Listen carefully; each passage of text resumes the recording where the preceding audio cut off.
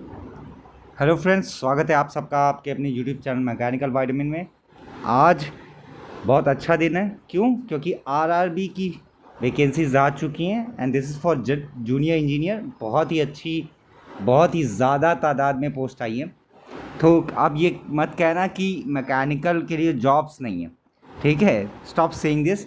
And one second, यहाँ पर देख सकते हैं recruitment for junior engineer, depot material superintendent, chemical and metallurgical assistant, chemical supervisor and metallurgical supervisor. तो आज के वीडियो में हर एक चीज़ पूरे डिटेल में जानेंगे, क्या करना है, कब होगा, everything, each and every small things हम लोग आज डिस्कस करेंगे, ताकि आप लोगों का जो भी डाउट हो वो क्लियर हो सके। और इस रिक्रूटमेंट के लिए आपको जो भी चीज़ की ज़रूरत होगी, please feel free to let me know, ठीक है? अब यहाँ देखते हैं कि ओपनिंग डेट कब से आप अप्लाई कर सकते हैं। आप 30 जुलाई से आप अप्लाई कर सकते हैं। एंड कब तक आप अप्लाई कर सकते हैं? ये 29 अगस्त तक अप्लाई कर सकते हैं। सो इन एंड अराउंड 1 मंथ का आपके पास टाइम है। मॉडिफिकेशन का जो है वो सितंबर तक चलेगा आपका। तो मॉडिफिकेशन अगर कोई गलती हो जाती है, मिस्टेक हो जाता है आपका ऑनलाइन फॉर्म में, तो आप उसको with in this span of 9 days आप इसको कर सकते हैं। नेक्स्ट, अगर आप पोस्ट देखेंगे तो chemical supervisor, research and metallurgical supervisor, ये लेवल 7 का है। और इनिशियल पे इसका कितना 44,900। एज लिमिट आप देख सकते हैं 18 to 36 ईयर है। बहुत अच्छा है। This is 17 post. लेकिन सबसे बढ़िया जो पोस्ट आई वो आई है junior engineer, depot material superintendent या डिपो भी कुछ लोग बोलते हैं, chemical and metallurgical assistant, 7,934। Level 6 की पे ग्रेड है। इनिशियल पे आपका 35,000 रहेगा, जो कि it is not bad, it is very very good, ठीक है, देखा जाए तो स्टार्टिंग के तौर पर। तो अब सीधा का सीधा पॉइंट पे आते हैं, ठीक है? एलिजिबिलिटी क्या है क्या नहीं है। मेडिकल फिटनेस आपको देखना पड़ेगा, कुछ मेडिकल फिटनेस है। बाकी आपको पता है कि एक एज रिलैक्सेशन रहता है depending upon your which category you belong to. तो यहाँ पर जो स्टेजेस ऑफ एग्जामिनेशन, जो कि बहुत इंपॉर्टेंट है, 2 स्टेज हैं सीबीटी के। दोनों स्टेज आपको क्लियर करने पड़ेंगे। तो देखिए, शॉर्ट लिस्ट करने का पहले तो सीबीटी 1 होगा। सीबीटी मतलब computer based test 1, computer based test 1। उसको कंप्लीट करने के बाद सेकंड स्टेज में 15 टाइम्स नंबर ऑफ़ वैकेंसीज बुलाए जाएंगे। मतलब मान करके चलिए, अगर अप्रॉक्सीमेटली 8,000 हैं, तो आप देख सकते हैं कि 1,20,000 अराउंड के बच्चे, मतलब 1,00,000 के अराउंड बच्चे आपके सीबीटी 2 में बुलाए जाएंगे। सो ये चीज़ बहुत अच्छी है। कंपटीशन ज़्यादा रहेगा, लेकिन हाँ, आप इसको आसानी से निकाल सकते हैं। आगे देखते हैं। निगेटिव मार्किंग रहेगी। Yes, 1/3 of negative marking will be there. So जो भी क्वेश्चन आपको अटैम्प्ट करने हैं वो आपको बहुत अच्छी तरीके से सोच समझ करके टिक करने हैं, वरना निगेटिव मार्किंग जो रहता है ये आपका रैंक को ले डूबता है। फीस की बारे में बात करें, sorry for the external noise, ठीक है?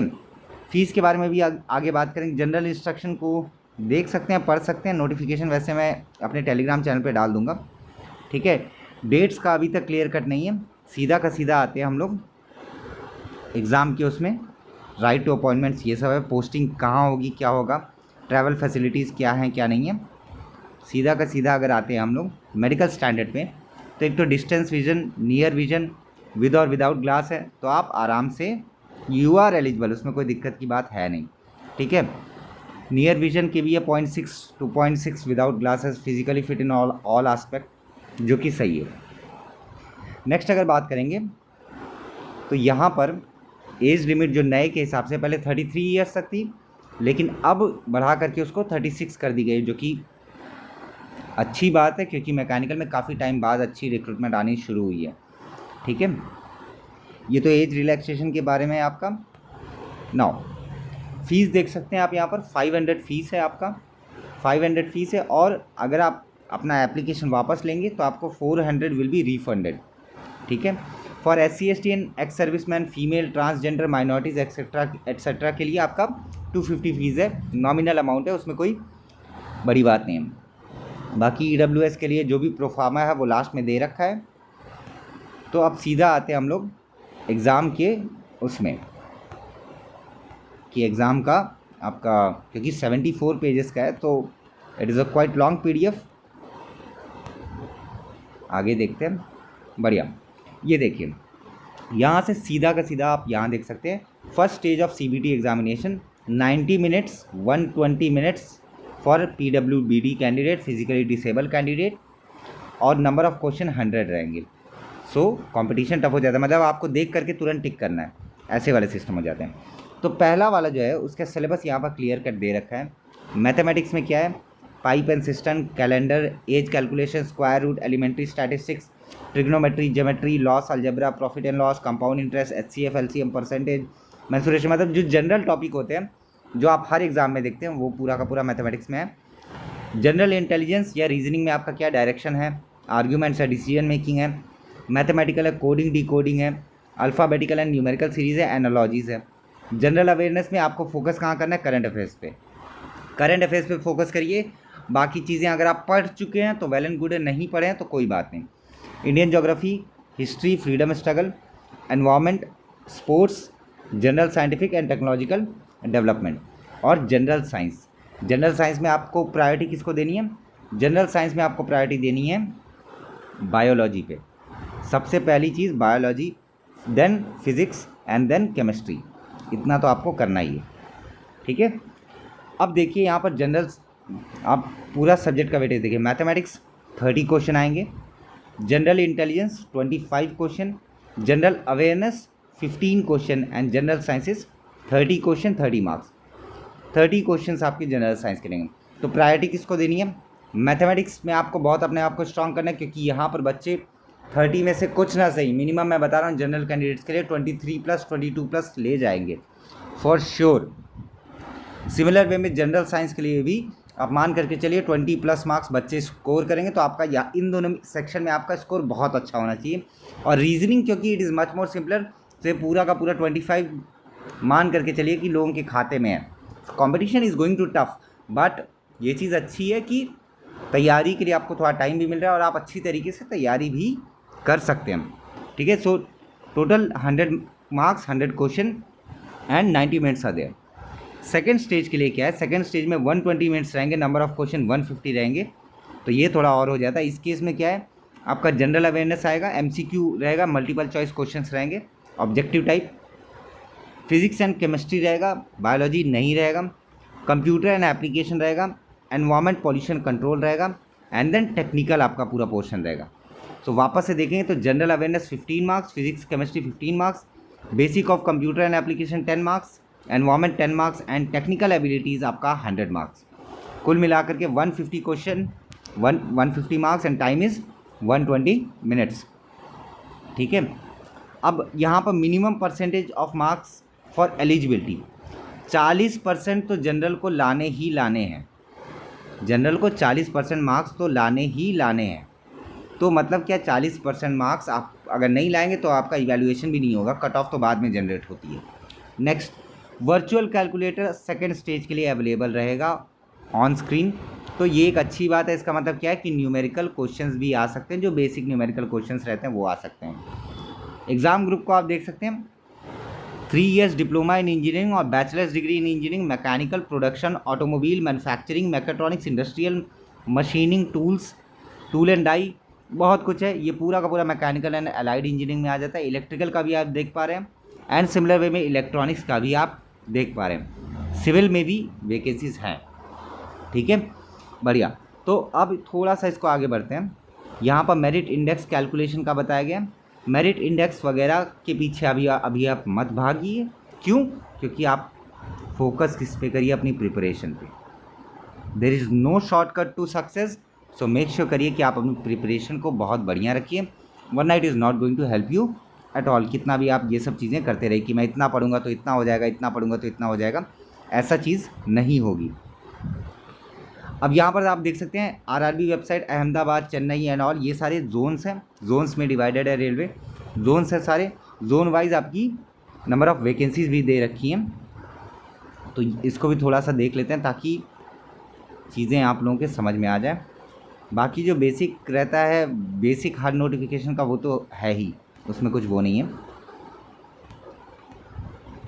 फॉर्मेट दे रखा है एंड देन आपका ये फॉर्मेट दे रखा है मेडिकल सर्टिफिकेट एंड ऑल का। एंड देन लास्ट में आपका थोड़ा दे रखा है, यहाँ पर आप देख सकते हैं, यहाँ पर आपका दे रखा है सिलेबस दे रखा है आपका टेक्निकल पोर्शन का। सिविल वाले देख सकते हैं कौन कौन सा है पूरा का पूरा। मैं क्योंकि मैकेनिकल से डील करता हूँ सो मैं मैकेनिकल के बारे में बात करूँगा। Syllabus electrical, I think so mechanical ऊपर ही होगा, होना तो ऊपर चाहिए, बट अल्फ़ाबेटिकल ऑर्डर है CE,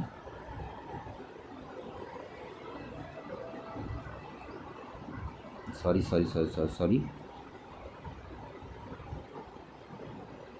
एटॉमिक स्ट्रक्चर, ये रहा thermal engineering, grinding and finishing process. सीधा मैकेनिकल पे आते हैं। अरे यार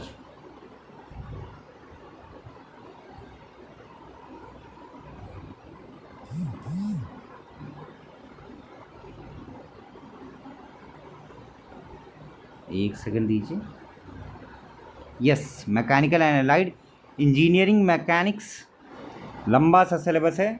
forces, equilibrium, parallelogram law, triangle law, polygon law, force, Lami's theorem, each and everything is there. Material science भी ठीक ठाक है, ठीक है। स्ट्रेंथ ऑफ मटेरियल का आप देख सकते हैं कम है थोड़ा, लेकिन कम है तो अच्छी बात है, क्योंकि स्ट्रेंथ ऑफ मटेरियल से बहुत लोग घबराते हैं। अब देखिए प्रोडक्शन के ऊपर काफ़ी कुछ है।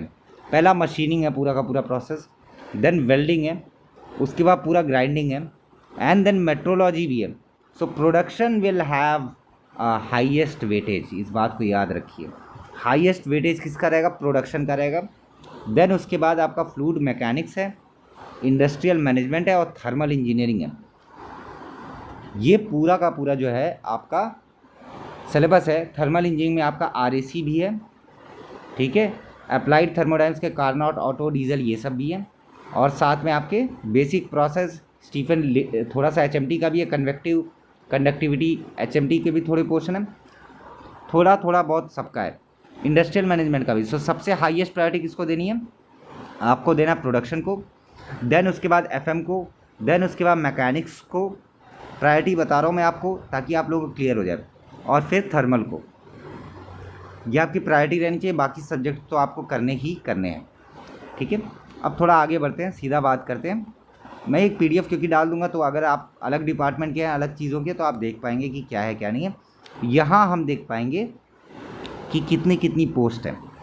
तो मेटलर्जिकल केमिकल सुपरवाइज़र के लिए लेवल तो 7 है, मैकेनिकल डिपार्टमेंट है, और यहाँ पर यहाँ नहीं दे रखे, यहाँ तो स्टैंडर्ड्स दे रखे हैं एंड डिपार्टमेंट दे रखे हैं, सॉरी फॉर दिस।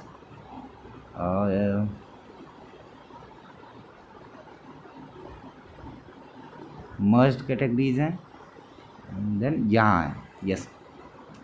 अब देख पा रहे होंगे यहाँ पर RRB अहमदाबाद में इलेक्ट्रिकल, सिविल, एंड देन आपका डीजल मैकेनिकल में देख पा रहे हैं। WR अहमदाबाद का वेस्ट रीजन का रेलवे, वहाँ पर जनरल की 2 हैं, SC/ST की 2 हैं, ऐसे ही करके पोस्ट का सेगमेंटेशन किया गया है। अजमेर में देख पाएंगे मैकेनिकल में 1 पोस्ट है अजमेर में। सिमिलर वे में आपका मैकेनिकल डिज़ाइन वर्कशॉप में आपका 23 है, डिपो में आपका 12 है, सिग्नल टेली कम्युनिकेशन एक्सेट्रा उसमें कोई मतलब नहीं। बैंगलोर में आप देख पाएंगे electrical, civil and then design workshop में 16 है, और मैकेनिकल डिज़ाइन एंड वर्कशॉप 2 और है। सिमिलर वे में कैरेज एंड वैगन में जूनियर इंजीनियर 18 है, ट्रैक मशीन में आपके 26 हैं, जो कि काफ़ी सही है।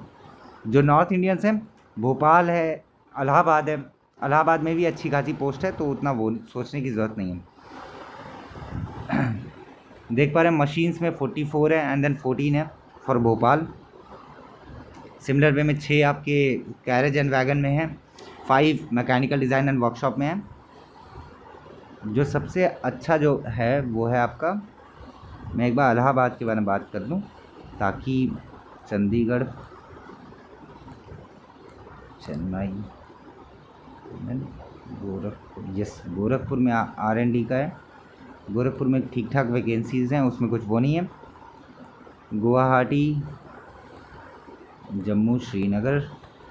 तो ये PDF जो रहेगा वो मैं टेलीग्राम पे अपलोड कर दूंगा, ताकि आप अपने जोन के हिसाब से जो जोन आप पिक करेंगे वहाँ के हिसाब से आप इसको फिल कर पाएंगे।